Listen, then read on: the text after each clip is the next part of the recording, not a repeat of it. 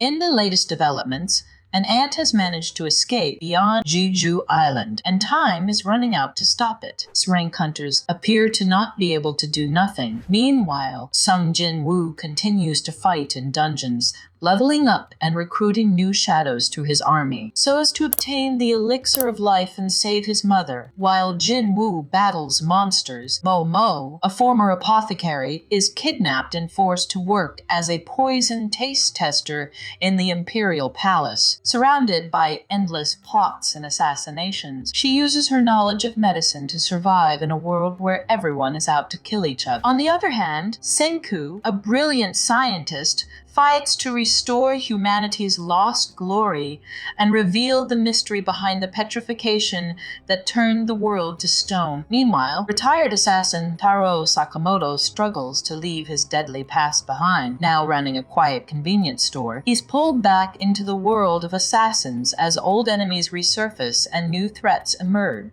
In a lighter yet equally chaotic struggle, Rintaro faces a different kind of battle, finding his 100 soulmates to save them from a fatal curse, and Emilia, whose marriage plans were ruined by Reinhard and Subaru, has now taken on a new role as a guild receptionist.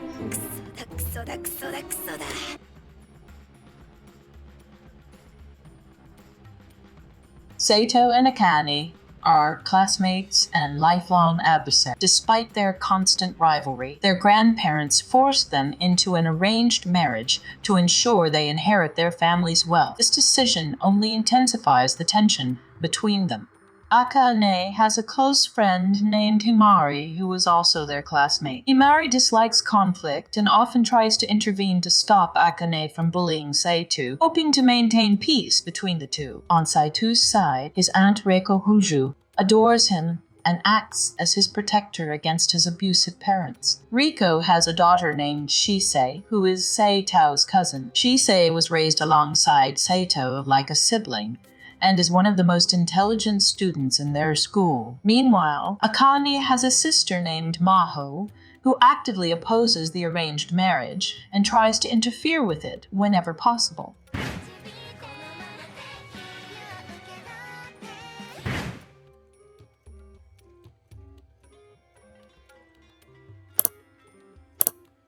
Alina Clover works as a receptionist, juggling the endless demands of reckless heroes.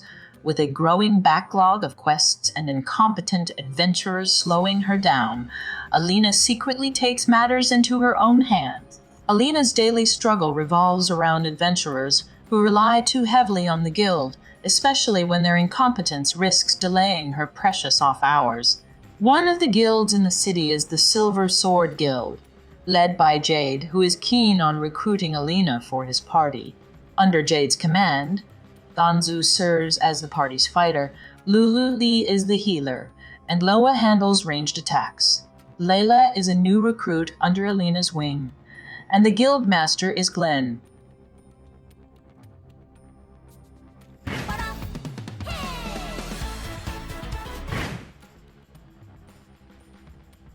In this world, people are born with supernatural abilities.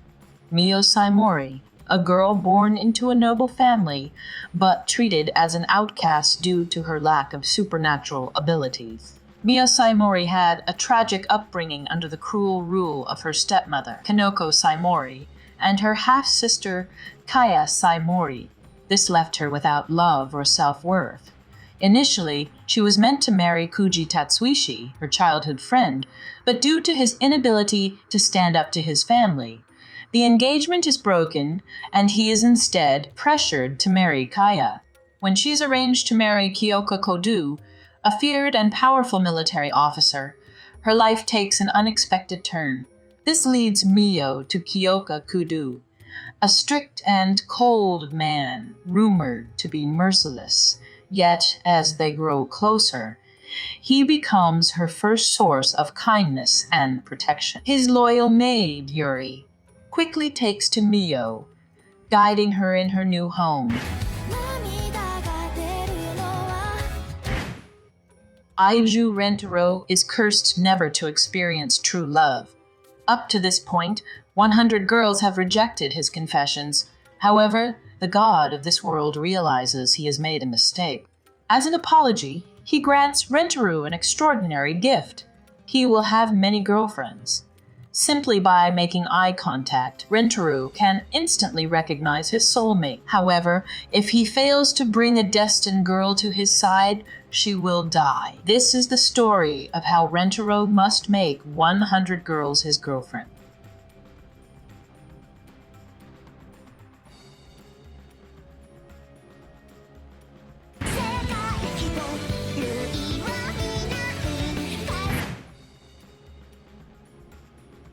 Dr. Stone is set in a post-apocalyptic world where a mysterious phenomenon petrifies all of humanity, turning them into stone statues.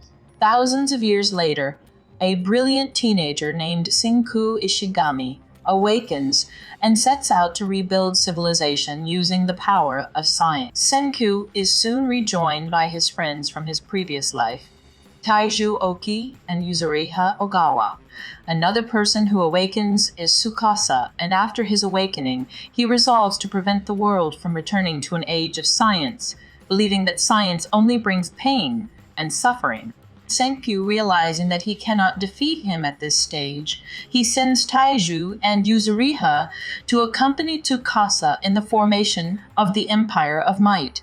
Meanwhile, after faking his death, Senku moves on to meet the people of Ishigami Village, where he establishes the Kingdom of Science to restore the world to its former technological glory.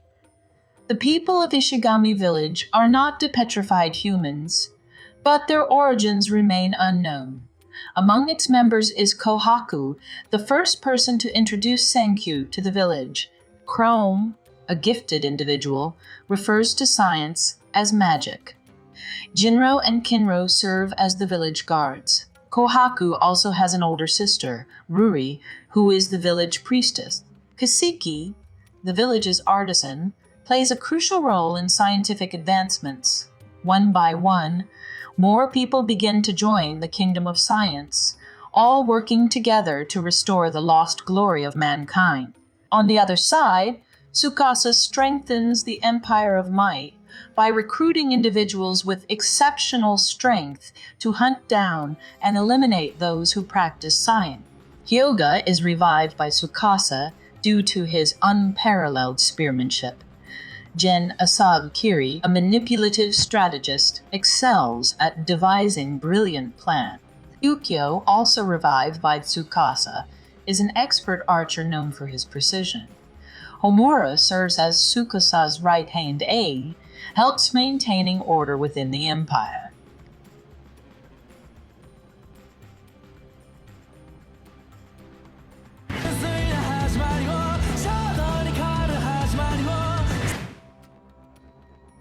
Sakamoto Days takes place in a world where assassins and underground organizations operate in the shadows.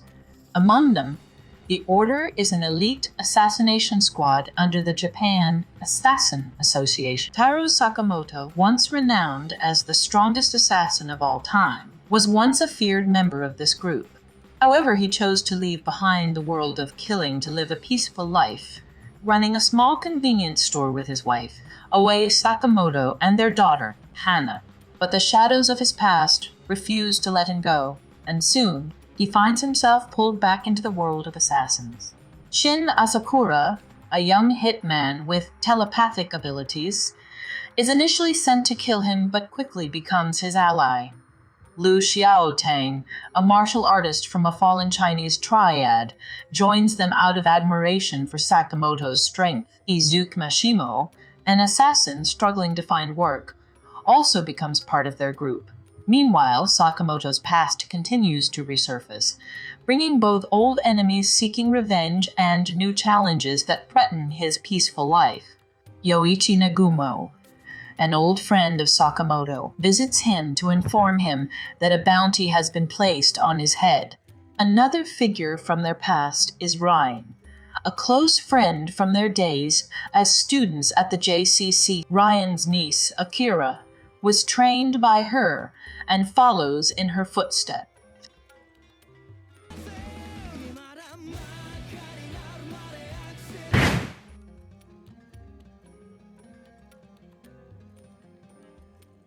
The world of the Apothecary Diaries is set in a vast empire inspired by imperial China, where strict hierarchies dictate every aspect of life. At the heart of the story is Ma Ma, a sharp-witted former apothecary who is kidnapped and sold into servitude within the palace. Despite her low status, her extensive knowledge of medicine soon catches the attention of Jinshi, a high-ranking eunuch responsible for overseeing the inner court. Recognizing her talent, he elevates her position, allowing her to serve directly under the emperor's consorts. She begins working under Gyokuyu, one of the emperor's high-ranking consorts, who gradually develops a fondness for Ma Ma as the story progresses. The emperor has multiple consorts, but eventually he must choose one to become the empress of the nation. Due to the rigid hierarchical system, many individuals are dissatisfied with their place in society, leading to plots of assassination, especially against the consort. As a result, Ma Ma is assigned the dangerous role of a poison taste tester.